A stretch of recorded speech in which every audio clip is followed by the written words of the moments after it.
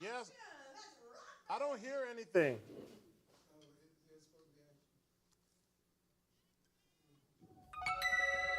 Well, all right. Welcome in. But before you sit down, bring the energy because it's time to start the Sandra Show!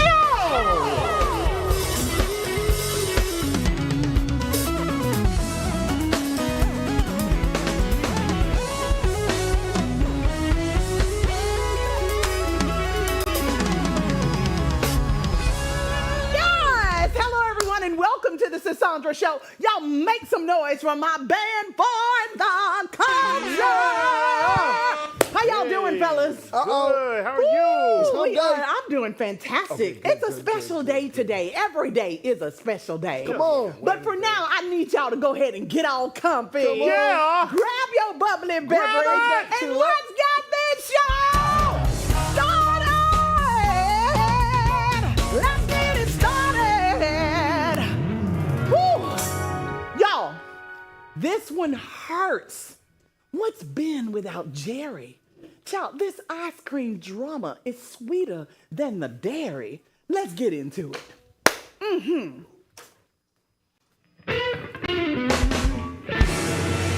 This is the blues, oh yeah. Hey y'all. Hey. Oh, we back like we never left. Now, I need y'all to hold up. It looks like Ben's without Jerry after 47 years. Ooh. Jerry Greenfield said, I'm out, I can't stay. Accused Unilever of silencing the brand's say. What started in a gas station back in 78 turned global, turned social, but now turned debate. The fight, Gaza, values, and truth. Jerry claims the company's lost its proof. Ooh, it lost its proof, y'all. He called it genocide, stood his ground, but Unilever said, sit down, calm down. Ben still protesting, yelling, free our name, while Magnum's new bosses keep playing their games. Jerry bowed out, but his fight goes on. Said the mission's bigger than ice cream cones. So yeah, it's rocky road, pun intended, my friends. And this sweet little brand may be near its end. YOLO, go ahead. And that little coldness on that song.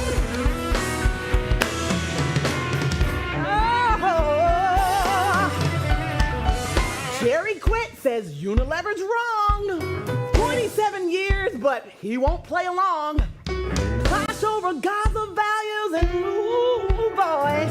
Jerry said leaving was his only choice. Ben still shouting, protest alive. Free Ben and Jerry's just might survive. Ice cream messy, but here's the scoop. Even dessert can split up the groove. This is the blues and news. Anything can happen in a day.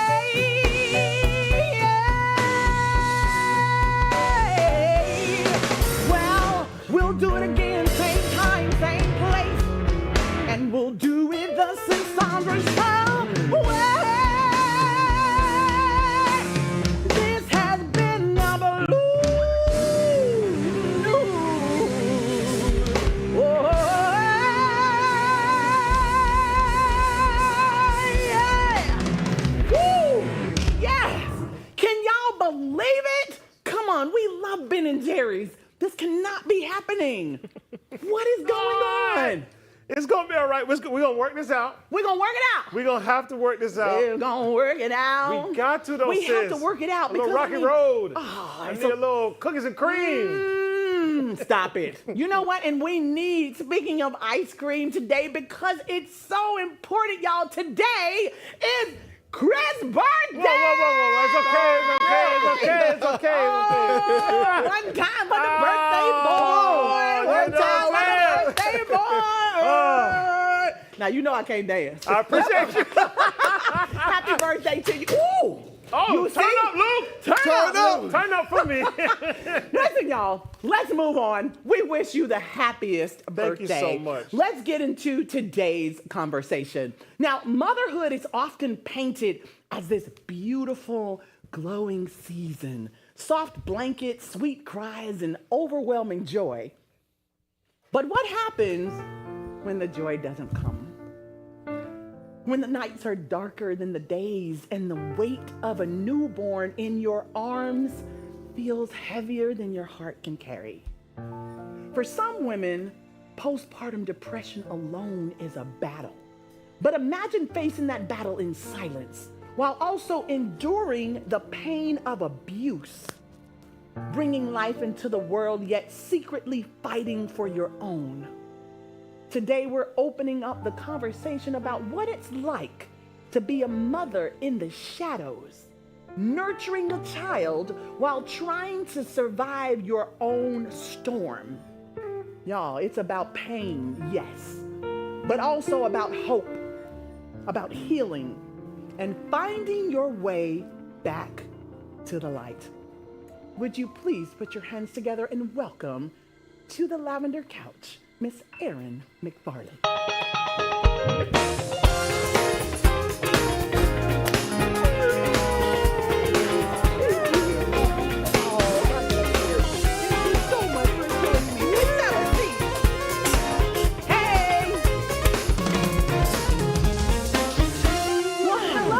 Welcome. Great evening. How are you doing? I am dynamic. Fantastic. We Thank are you so delighted much. to have you here. I'm so honored to be here. Thank you. Thank You you. have such a powerful story. Thank you you. for taking time to stop by and share it with us. Absolutely. So tell us, when did you first notice that what you were feeling after giving birth wasn't just baby blues, that something deeper was happening to you? That is a great question. So I didn't have my son till I was 30 years old first. I love it. Yes. And so I've always been a very strong person. And I know myself very well. I do a lot of self-regulating, all those different things. So when I had my son, and I always tell people that postpartum depression was the best thing that ever happened to me. Wow, right? I love that And I'm going to tell you perspective. why, because it allowed me to dig deep. And a lot of people don't really do that. So in that, I found my own healing. I found myself, but I was able to tell, like, something is going on. Yes. Something is not right. Right. You know, and that's why it's so important to know who you are. Correct. And I'm like, wait a minute, this is not the normal Erin. Why am I feeling like this? And so when I Right. went to the doctor, and we know how doctors are, they want to give you medicine and prescriptions and all the different things, and I wasn't for it. And so I had to find a way to really get there and to really get myself into the good space. So when I realized something was wrong, I was like, wait a minute, we need to get help, guys. Ooh, so you didn't take the medicine, No. but you saw the doctor. Yes. What did you find that helped you come back from postpartum depression? Because I went through it. I have 3 children. Oh, you look It good. only impacted me on my 3rd child. And I had no idea about it before then. Well, I'm going to tell you, Cassandra, in my first book, Rise of Overcoming Depression, Strong People Get Depressed Too, I talk about how, especially in the Black community, we do not talk about postpartum. We do not talk about depression. No, we don't. We call it the baby blues, right? And sometimes it's masked in other ways, Yes. right?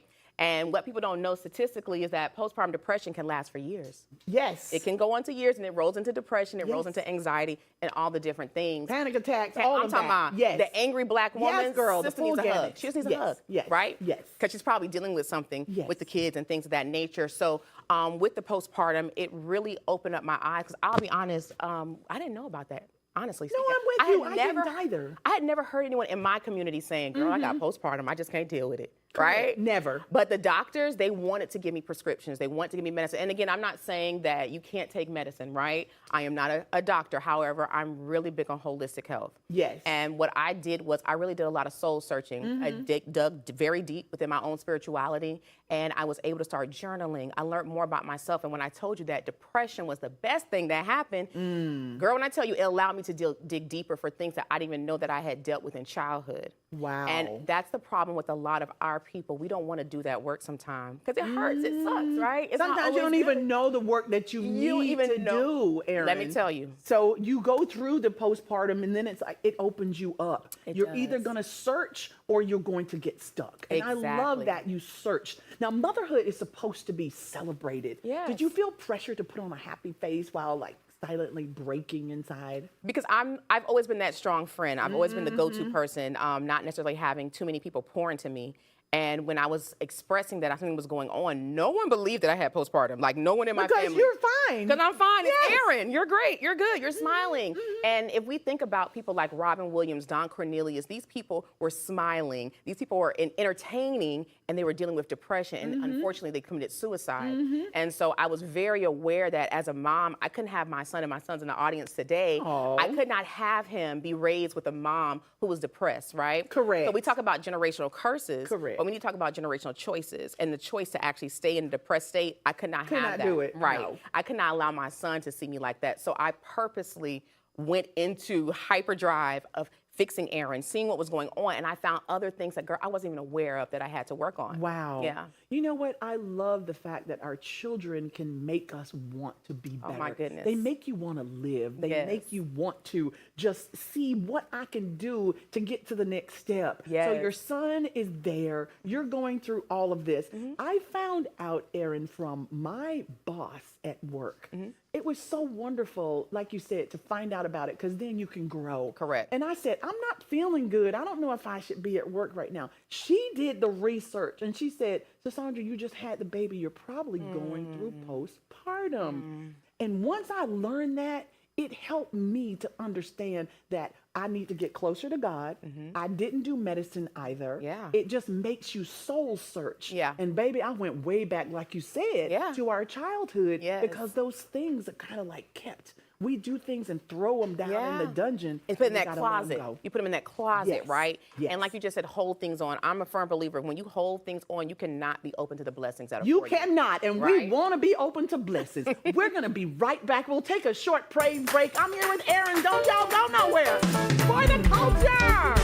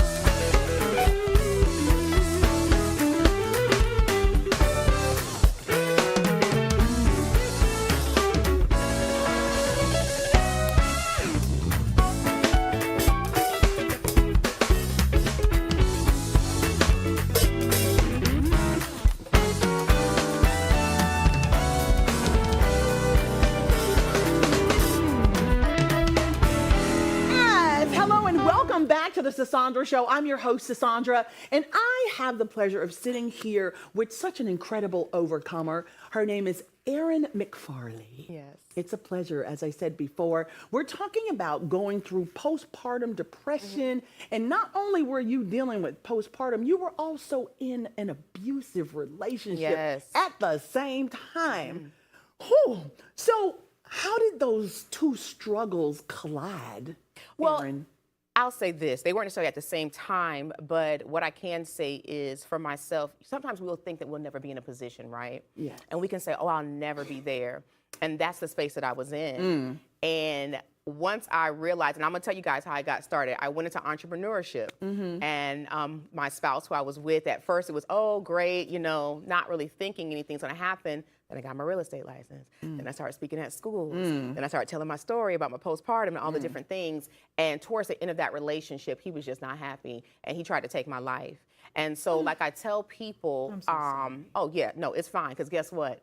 People have to realize, and at one point in my life, I was very ashamed of that, because I am a strong person. I am the person that people go to for that. But I'm a firm believer that life doesn't happen to you, it happens for you, right? I love and that. so this happened for me because I am a speaker, right? And I was like, well, dang, how can I even speak about this? But I have to use my voice to free the captives, right? Yes. There's so many people Set that 'em are free. set them free, right? Yes. There's so many people who are living in this trauma. And again, remember, domestic violence is just not physical. It's emotional. It's financial. Yes. It's spiritual. It's verbal. It's everything. Honey, Yes. it's everything. Yes. Anything that does not make you feel good, that someone that you love is providing to you, that is just not going to work. So I had to utilize my story to really not just help myself, but to help other people, right? Not just women, but men, because 13% of men are domestic violence victims as well. Yes. I'm just Isn't that saying. amazing? I'm just saying. And when they come out and say it, it's like people don't believe They don't. that men go through abuse, don't. but they really They do. do. They really do. They really do. So did you feel guilty for not feeling the joy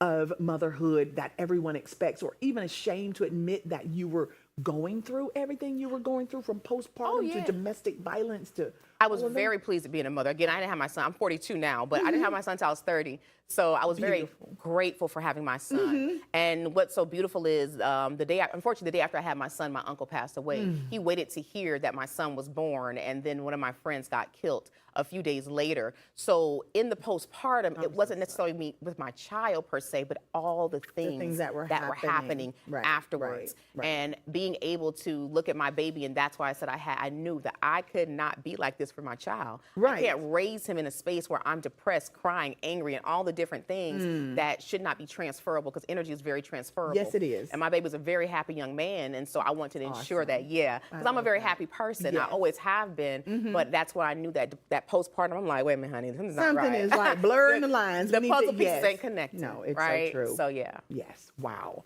So healing as a mother, can you tell us, how did you begin to reclaim not just your life, but your motherhood, showing up for your child while also trying to heal yourself? Because I was happy too. I told you I went through postpartum depression. It was like, oh my God, I was so ecstatic to have my child. Yeah. But the feelings were so strong from just the hormones, the emotions. Yes. I lost my grandmother. My brother passed away. I was working at a company. My coworker fell 40 feet out of the air into the floor in front of me. This all happened right when I had my child. So as ecstatic as I was to be a mom, it still took me away from my child in a sense of emotionally. Right. How did you deal with all of those struggles and bring yourself back to him? I had to remember, and a lot of mothers have to remember, that you got to come first too, right? Yes. If I don't be the best Erin I possibly could be in the highest versions of myself, I could never be a good mother for my son, right? Right.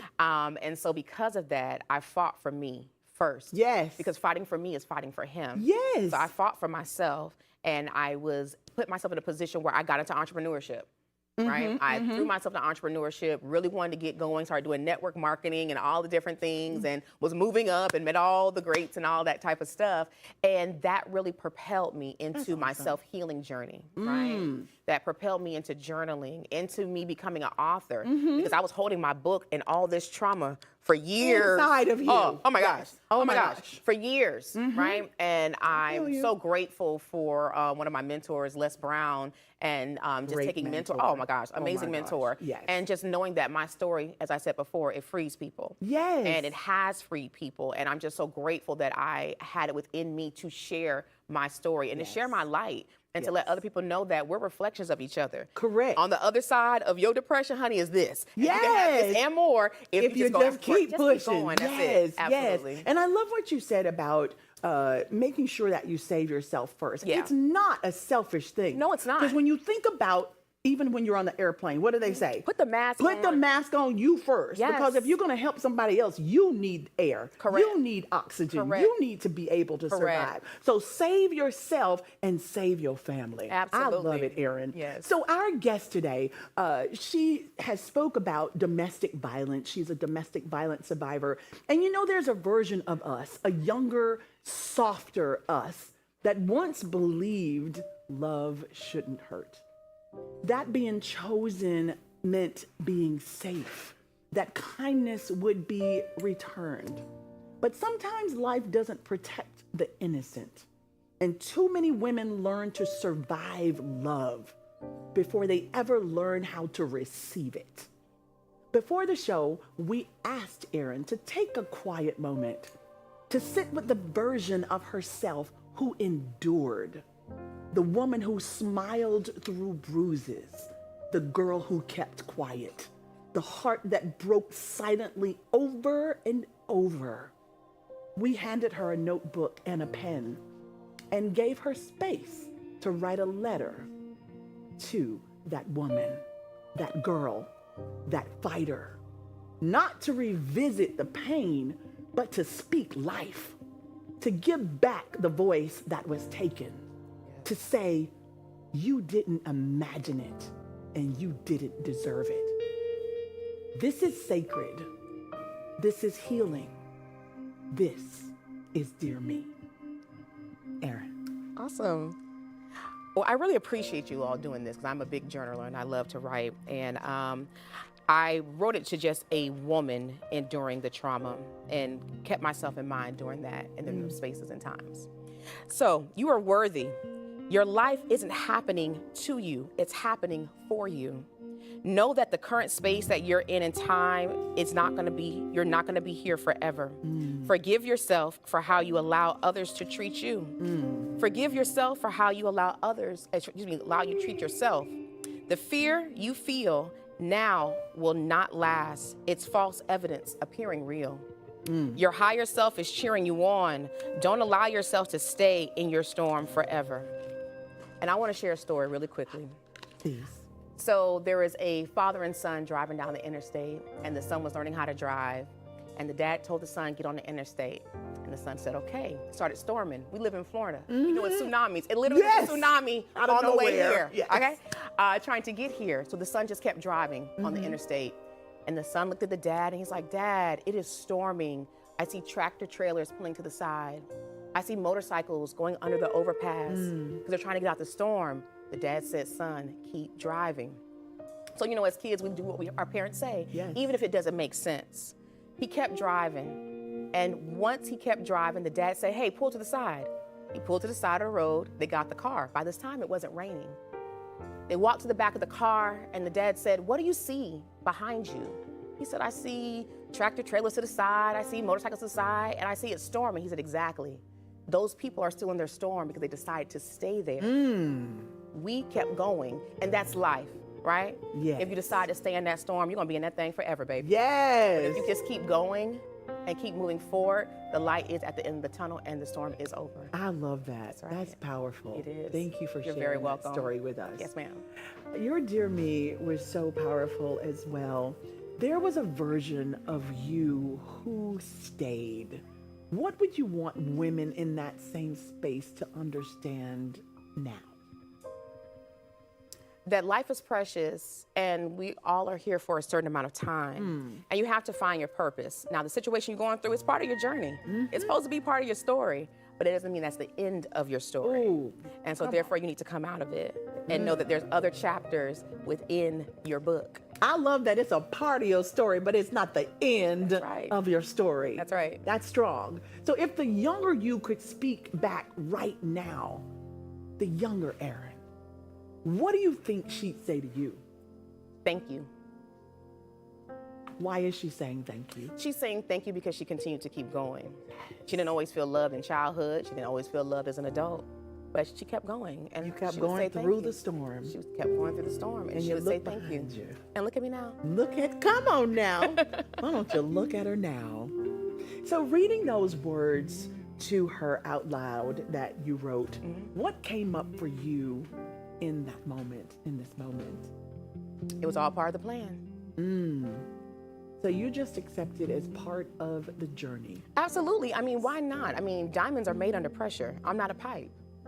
It's so true. Right? Come on. I'm just saying. And you shining. I'm just saying, Sandra. Bright You see this green like dress? a diamond. Come I'm on, just girl. saying. Yes. Okay. It's such a pleasure sitting here and Yes. talking to you. Thank you so much Awesome. again. Thank you, Yes. thank you. Thank you for having You've been me. so healing for so many people. I'm sure your story will resonate with others.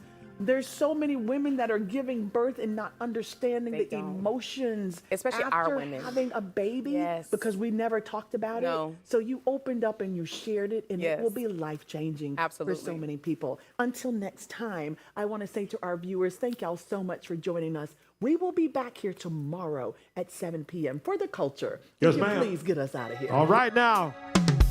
Thank you so much, sis. All right, y'all at home and y'all on your phones, come on. Just scan that QR code at the bottom of your screen because we've got so much more exclusive content for you only right here on the Sandra Show. First, we want to say thank you for y'all coming by and hanging out in the beautiful Carmarosa set. And thanks for hanging with our amazing guests. So, until next time, we'll all be right here ready and waiting on you only on the Sandra